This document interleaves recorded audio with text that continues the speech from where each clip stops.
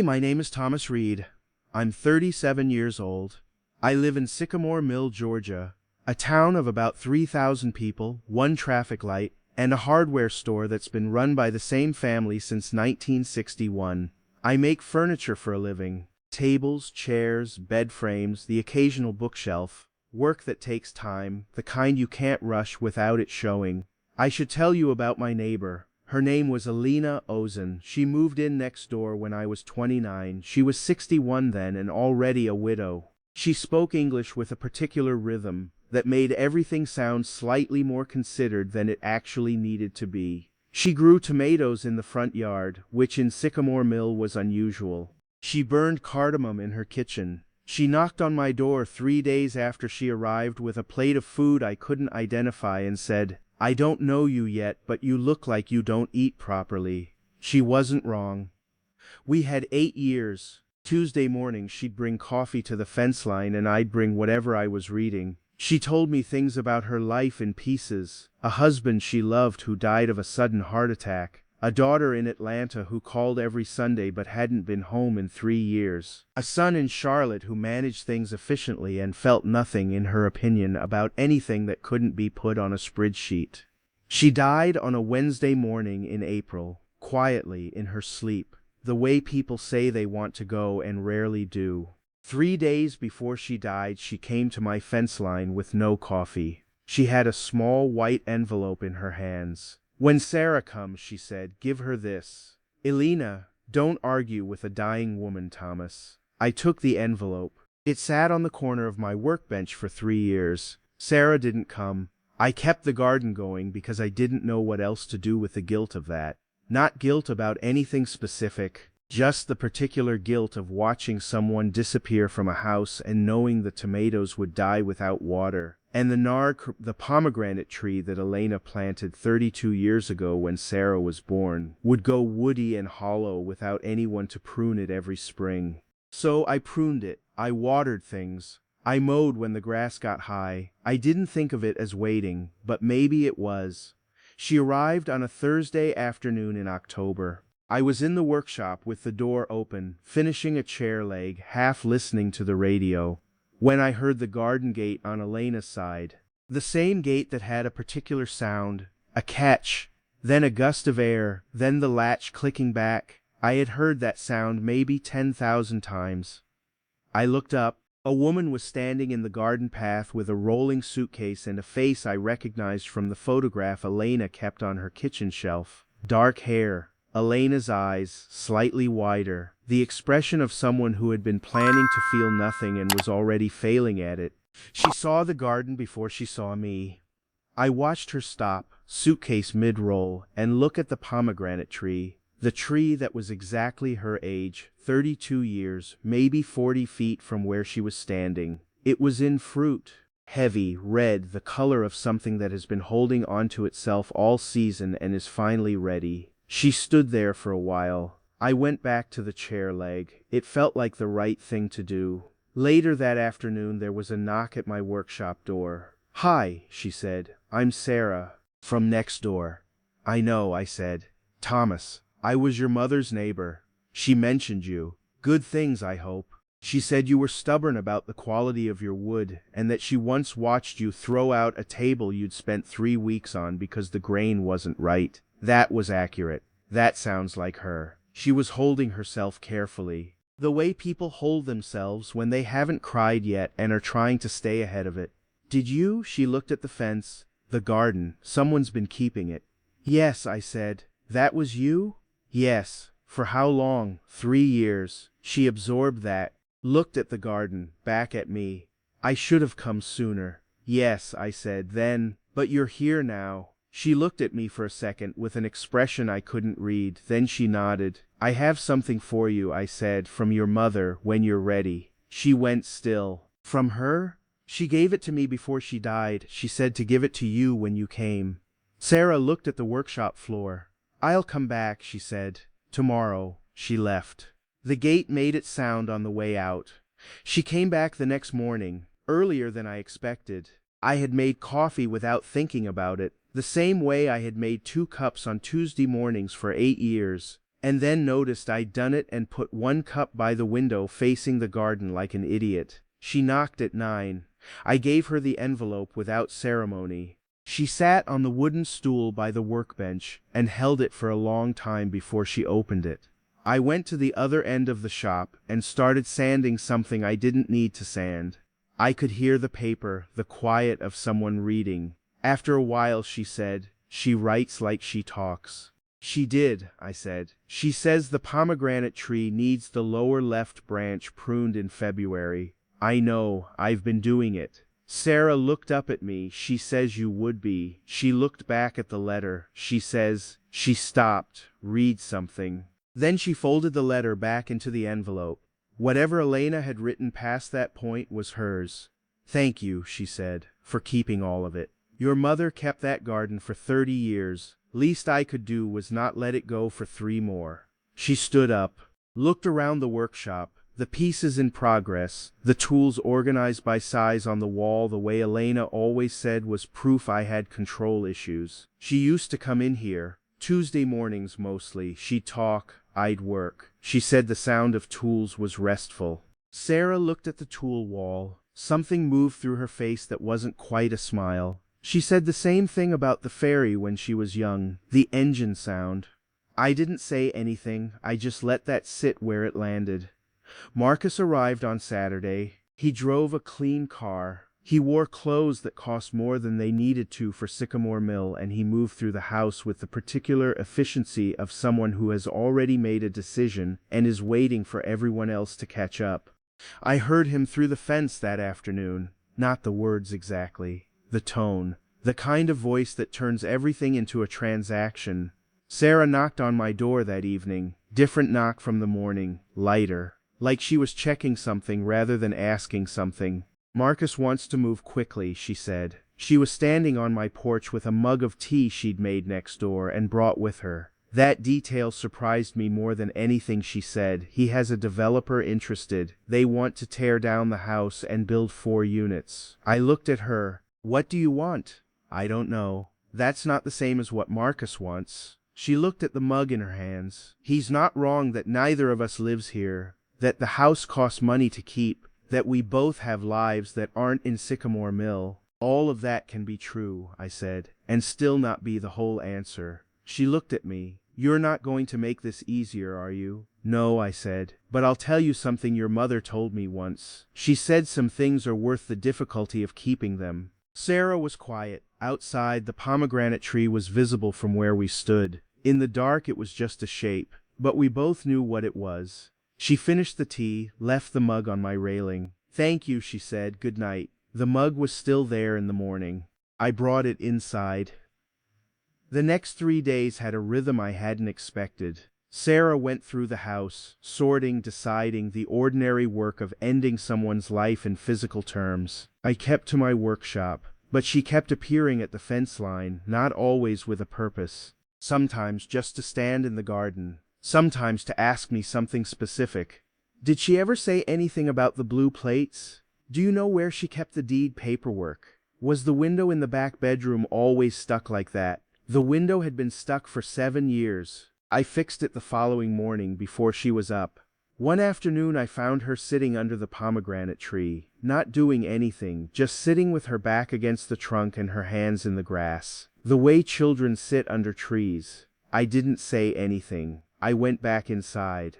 But I couldn't concentrate on the work. Later she came to the fence. "I used to eat them straight off the tree," she said. "My mother said I'd get a stomachache. I never did." "The tree remembers you," I said. "It's been producing more than usual the last 2 years." She looked at me like I'd said something slightly ridiculous. "Trees don't remember people." "I know," I said, "but that one's been trying." She was quiet for a second. Then she almost smiled. Not quite, but close. "Marcus came to my workshop on Tuesday morning.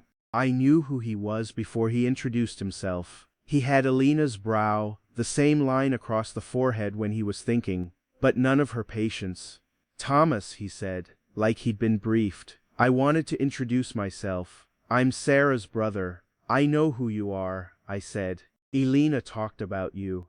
Good things, I hope." He said it the way people say things they already know the answer to. She loved you, I said. She thought you worked too hard and felt too little, her words. He didn't flinch. She was probably right. He looked around the workshop. She mentioned you kept the garden.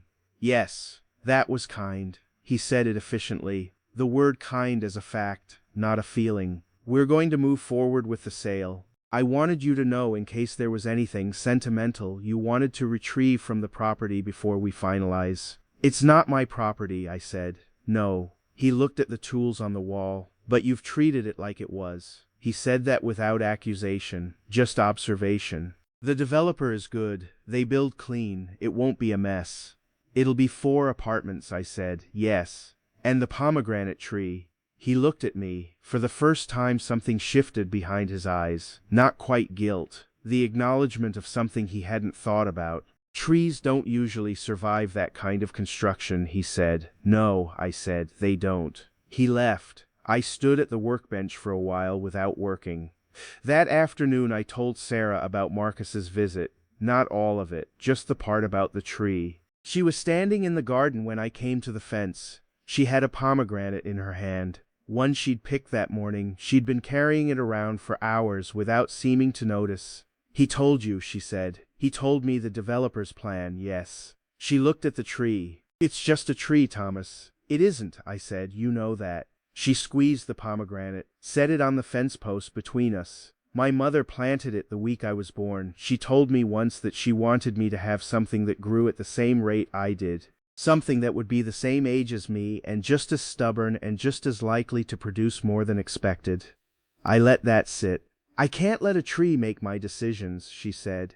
No, I said, but you can let it tell you what you already know. She picked up the pomegranate. What did the letter say? I asked. If you want to tell me. She was quiet for a long moment. Then, she said, take care of what matters, not what's easier. I nodded. She also said, Sara added very quietly, that you were the best neighbor she ever had and that she hoped I would be smart enough to see why. I didn't know what to say to that, so I said nothing. She walked back into the house. The pomegranate was still on the fence post. I left it there until morning.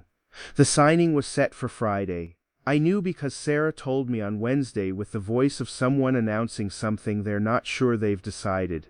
The developer's offer was good. Marcus had made sure of that, the way Marcus made sure of everything. The house would go for what it was worth, and both siblings would be able to move forward. Those were almost exactly the words she used. Move forward. Like a door she needed to get through. On Thursday morning I called the lawyer in Macon I'd used for property matters before. I told him what I needed. He was quiet for a while. Then he told me the numbers. I told him I knew. He said he'd need some time. I told him I'd been saving for 11 years and he could have all the time he needed, as long as Friday morning was the deadline. He called me back that evening. It was done. I didn't sleep much that night, not because I was uncertain. I was certain. I just needed somewhere to put the feeling of having done the largest thing I'd ever done completely alone in the dark, while the person it was for was 30 feet away not knowing. I went out to the workshop at 2 in the morning and sanded the same piece of wood for an hour. That's what I do when I don't know what to do with myself. I sand things. Friday morning Sara went to the lawyer's office in Macon. I stayed in the workshop. I couldn't eat. I tried twice. I made coffee and left it on the bench. I measured a piece of walnut 3 times and got a different number each time because I wasn't really measuring. I was listening for her car. She came back at noon. I knew from the sound of the gate. Not the normal sound, slower, the latch taking longer than usual. I went to the fence. She was standing in the garden with her jacket still on, her bag still over her shoulder, her keys in her hand. She was looking at the pomegranate tree. The buyer withdrew this morning, she said. Marcus is furious. I'm sorry, I said, which was the most dishonest thing I had ever said in my life. And then she turned to look at me, something specific in her eyes. The look of someone running the numbers and not liking what they add up to. And then a new offer came in, from a private buyer, higher than the developer. Is that right? I said. No corporate entity, just a name. Sara, Thomas Reed, she said. The buyer is Thomas Reed. I didn't say anything. Why? Because I could. That is not an answer. Her voice was quiet, not angry, careful. The way someone sounds when they're working very hard to understand something before they react to it. The lawyer said you've been saving this for 11 years, Thomas. Why? I looked at the tree between us. 32 years old. Same age as her, producing more than expected. Because your mother asked me to give you something, I said.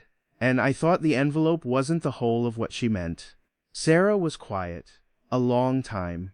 The garden was very still. October light on the pomegranate fruit, red against green against the white of the old fence. You should have told me, she said. Yes, I said, I should have. I would have said no, I know, which is why you didn't tell me, yes. She looked at me for a long time. What were you planning to do with it? The house. Nothing yet, I said. Keep the garden, prune the tree in February, figure the rest out. That's not a plan, Thomas. No, I said, it's not. She set her bag down on the garden path. She walked over to the pomegranate tree and stood under it.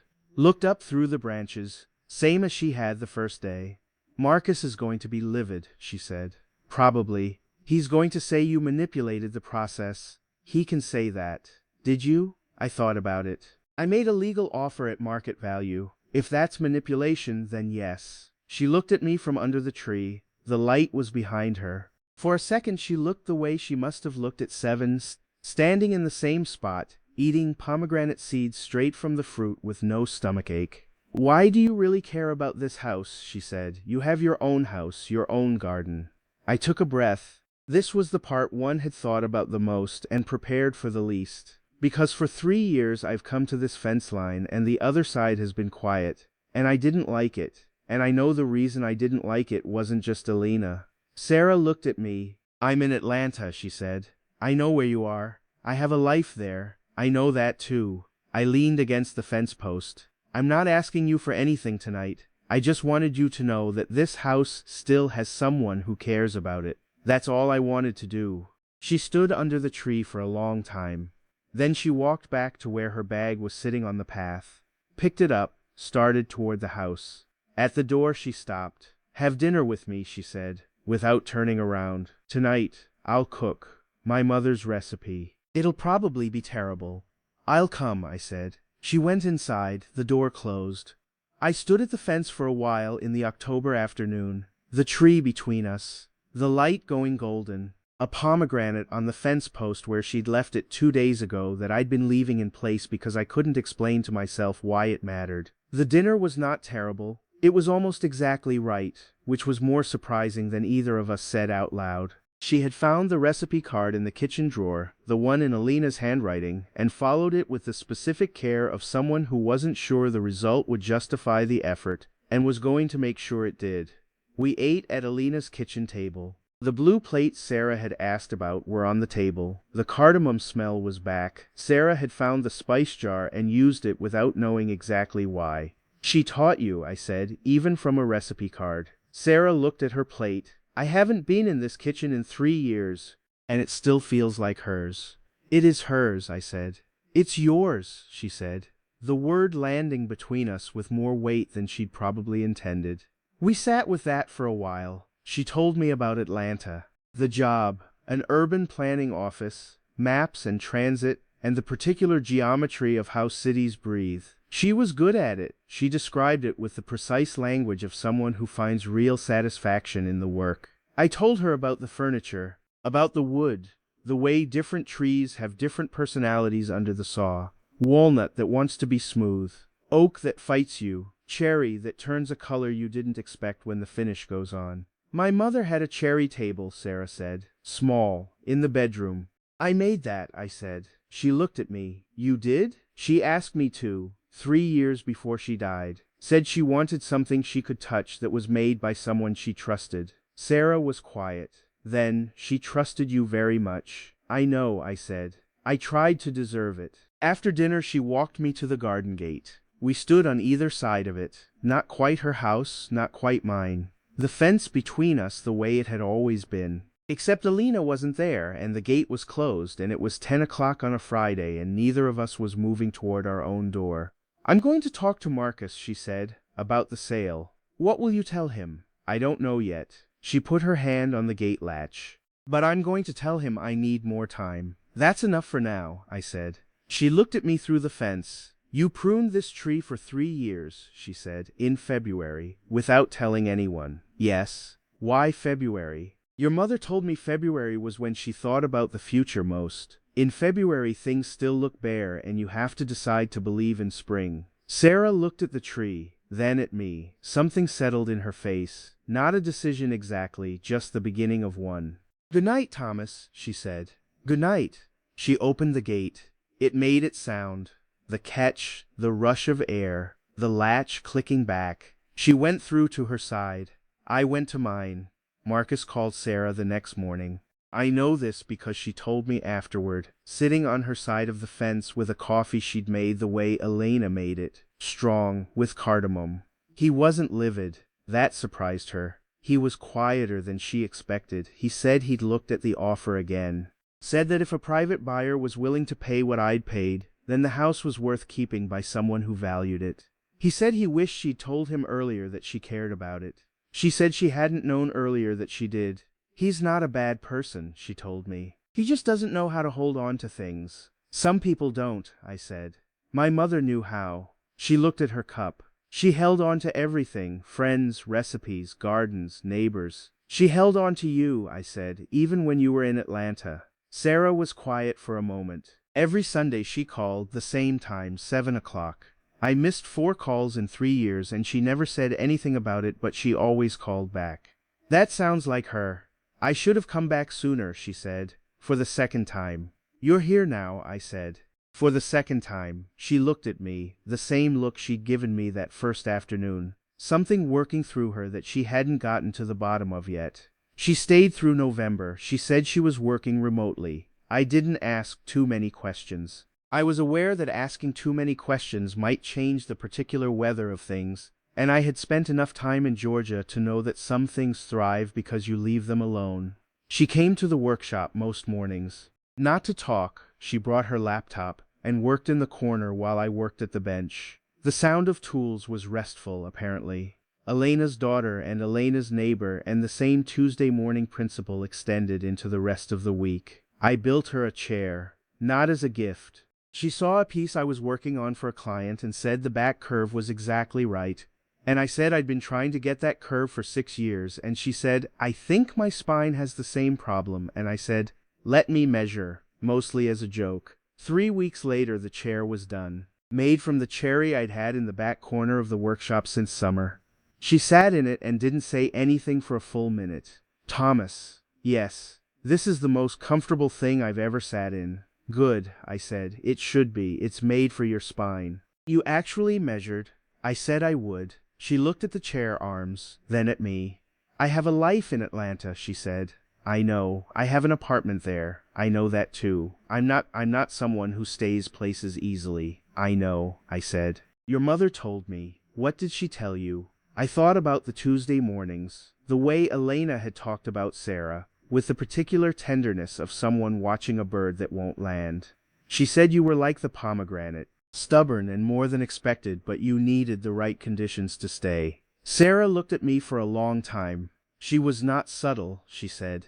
No, I said, she really wasn't. Sara almost laughed. Not quite, but her shoulders came down from where they'd been for weeks. December came quietly. She was still there. The house was hers now, formally. She had worked that out with a lawyer in Macon, buying my half from me at a price I accepted only because she insisted, until it stopped being a conversation I could win. The house was Sara's. That was always the right outcome. The first real cold came in mid-December. Not Georgia cold. Georgia cold is half-hearted, more mood than weather, but cold enough that the garden went quiet and the pomegranate tree dropped its last fruit. She knocked on my workshop door on a Sunday evening.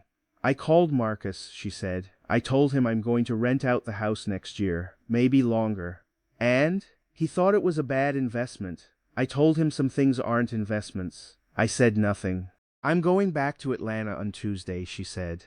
I have to go back. My job. My apartment. I know. But I'm going to come back in February, she said, for the pruning. I looked at her. You know how to prune a pomegranate? No, she said. You're going to teach me. Fair enough. She was at the door, then she wasn't. She came back and stood in the middle of the workshop and looked at the wall of tools and the piece of walnut on the bench and the cherry chair that was going to go with her to Atlanta in the back of a rented van because there was no way around that. It had been made for her spine and no one else's. Thomas. Yes. Did you buy that house because of the tree or because of me? I thought about Elena's envelope, her coffee at the fence line, the 8 years and the 3 silent years after. The way the garden looked in the morning when I came to water it, and how that was the first thing I thought about when I woke up some days. Both, I said. Same answer as before. She looked at me. That's going to be complicated. Yes, I said, it is. I live in Atlanta. Atlanta is 2 hours from here. That's not, Sara. She stopped. Some things are worth the difficulty of keeping, I said. She looked at me for a long moment. Then she smiled. A real one. The first one I had seen that had nothing careful in it at all. You've been waiting to use that line. Since Wednesday, I said. She laughed, the kind that fills a workshop, the kind I hadn't heard in that particular space in a very long time. February came. She came back on a Thursday. I knew she was coming and tried not to watch for the car. I failed at that the way I had failed at not looking out the window when the moving truck had pulled in, the way I kept failing at every version of pretending I wasn't paying attention. The gate made its sound at 4 in the afternoon. She appeared at the fence with her coat and her gardening gloves, and an expression that said she had thought about this drive for 2 months and was glad she'd made it. "Show me the tree," she said.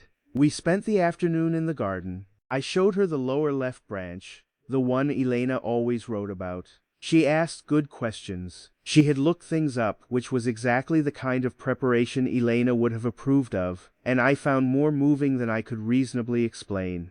We pruned the tree together, her hands in mine, on the same branch, in the same February afternoon. When we finished, she stood back and looked at it, the way you look at something you've just done something necessary to. My mother was right, she said. About which part? February is when you decide to believe in spring. She was still looking at the tree. I was looking at her. I had been doing that all afternoon more than I was looking at the tree, which was probably obvious. Sara, I said. She turned. I didn't say anything else. I just stayed where I was, 2 feet from her, in the February garden, with the prune tree between us and Elena's house behind us, and 2 hours of highway in the other direction and everything that had happened since October in the specific air between us. She stepped forward. She put her hand against my face the way you do when you want to make sure something is real. "Don't say 'I know' again," she said.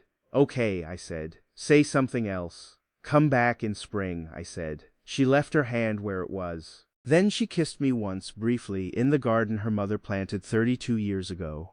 The same way everything in that garden happened.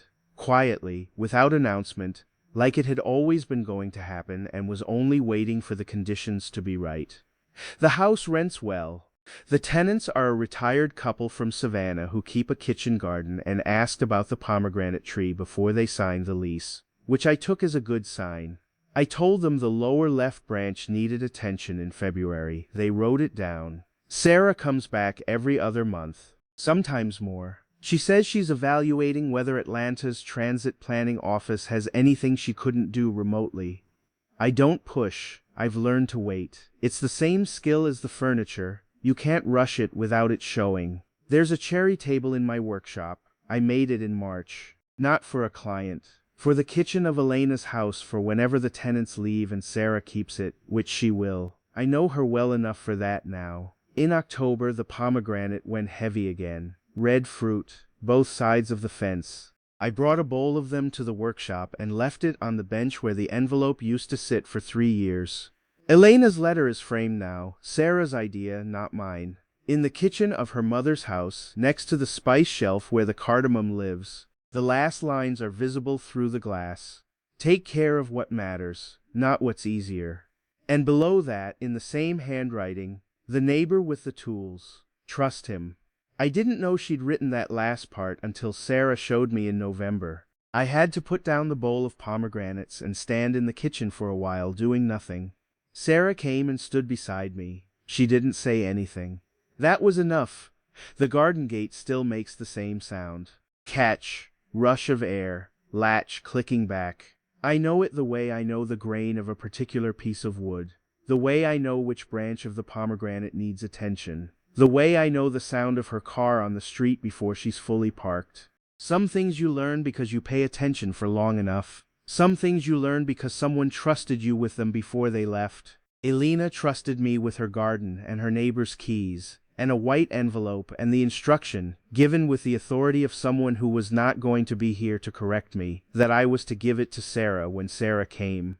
I gave it to her. I think Elena probably knew what she was doing. She usually did,